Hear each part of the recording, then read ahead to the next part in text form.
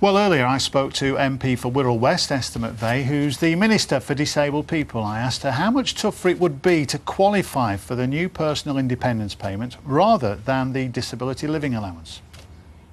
Well, it's not about being tougher.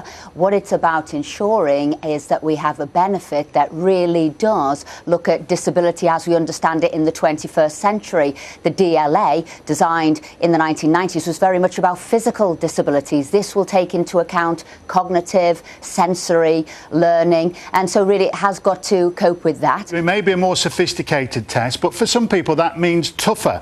And you've called it managing caseloads, but in reality that is going to cut the number of claimants, isn't it? Well, what it's looking to do is to support those people who do need help. Some people might need more help, some people might need the same. And you're quite right, some people's condition will have got better over time. This is purely about day-to-day activities. Can you get dressed? Can you feed yourself? Can you walk around? And this money goes to support that. On that basis, what you're saying is a lot of people on the benefit at the moment don't deserve it.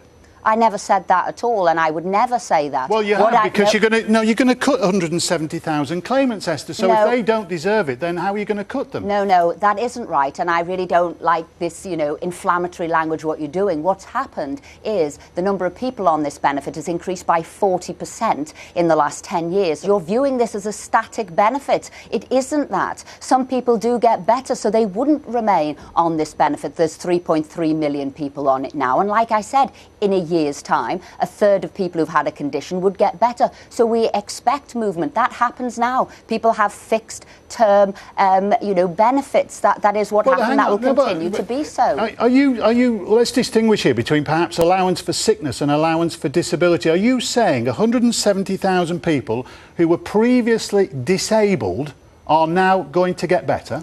That's right. All of the statistics show that a third of the people with conditions who might have had illness, might have been in hospital, might have had many things, whether it could have been, mental problems there or physical problems, will get better in the year. We've had lots of people contacting this programme. We've just seen Margarita in tears, saying she doesn't want to have to beg for her allowance. We've had an email from a gentleman here. I won't give his name. You'll understand why in a second, because he says the changes from DLA to PIP and the related regular medical examinations was simply too much for me to contemplate. I look forward to an increasingly stressful life, which could easily push me to another suicide attempt. So the truth is here is that your medical panel who are told to be tougher could reassess these people and decide that they're fit to come off the allowance, and yet these people firmly believe they are not.